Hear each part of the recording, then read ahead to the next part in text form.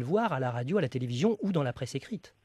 Joseph Naudin, on va revenir aussi sur un autre point de cette campagne et qui a un lien, on va le voir, avec les réseaux sociaux, c'est le fait que la Martinique fait partie de l'outre-mer qui va voter avant les autres, c'est-à-dire le 21 avril, le samedi, alors que le scrutin a lieu dans Oui. l'Hexagone et dans une autre partie de l'outre-mer le dimanche.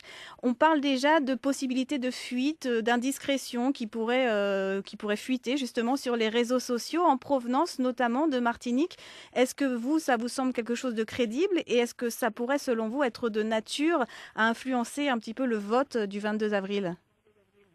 Alors c'est vrai qu'il faut rappeler que la Martinique vote 24 heures avant d'autres collectivités, le reste de la France, mais ce n'est pas la seule collectivité, hein, c'est le cas de la Guadeloupe, de la Guyane, de Saint-Pierre-et-Miquelon, de la Polynésie française, de Saint-Barthélemy et de Saint-Martin, pour tenir compte évidemment du décalage horaire.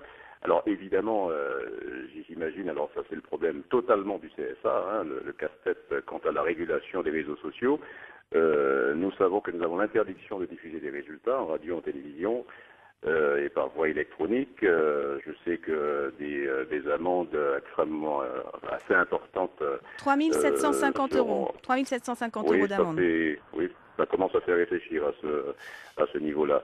On sait que des amendes sont possibles, mais alors comment éviter des informations qui seront diffusées, et c'est regardez les réseaux sociaux, des informations qui seront diffusées ou par des Suisses ou par des Belges ou par des sites en France ou outre-mer également. Est-ce que Nous, ce que nous revendiquons en tout cas, c'est le droit à l'information.